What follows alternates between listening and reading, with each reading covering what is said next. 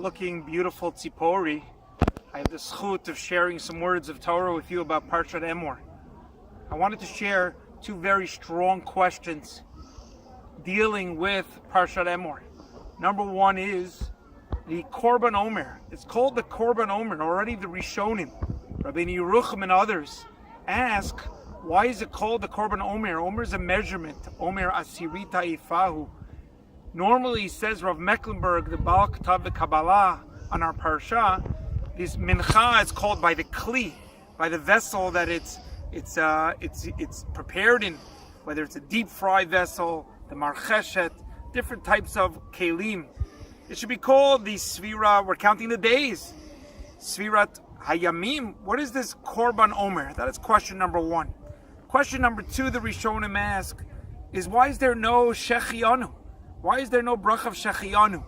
Many Rishonim talk about maybe there's not simcha with it because we're dealing with the Chorban Beit HaMikdash. I'd like to offer a beautiful answer based on Rav Mecklenburg, which connects to Eretz Yisrael, connects to this special time that we're in.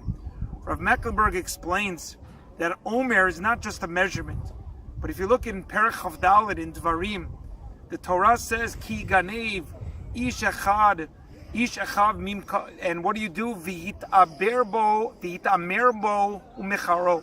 Use the same language when you're kidnapping. V'hitamerbo. Before you sell the Omer, you use mishtabei, the word of avdut. So says Rav Mecklenburg, the Omer is not just a measurement, but it's actually the process of avdut, of subjugating yourself to HaKadosh Baruch Hu. And therefore, that's why we call it the Korban Omer. We're counting each day to be able to understand how to become a better Eved towards HaKadosh Baruch Hu as we get towards Matan Torah. And he explains, why is there no Shechianu? He says there actually is a Shechianu, but it was already covered on the first day. Because the other question is why, if we're saying, why don't we start counting counting Sfirat Omer already on the first day of Pesach, only on the second day? And he explained because the Shechianu was covered in the mitzvah of matzah, which represents the same idea of hishtabdut, of being able to know how to count each and every time and minute and second to be able to be part of an Eved Hashem. And therefore, only now on the second day, when the matzah is not a chovah, it's a reshut, so then we start the next process of Omer.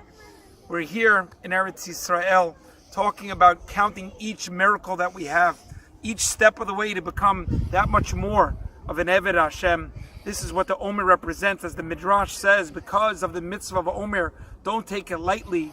We have the Brit Milah of Avram Avinu. We come to Eretz Yisrael. The Brit of the Omer is the language of the Midrash according to the Maharal. May we be zocher to have this commitment, to have this caring of Eretz Yisrael, of being Torah Eretz Yisrael together with the Omer, the Brit Omer, the Sfirat Omer, of being an Eved to Hashem. Shabbat Shalom.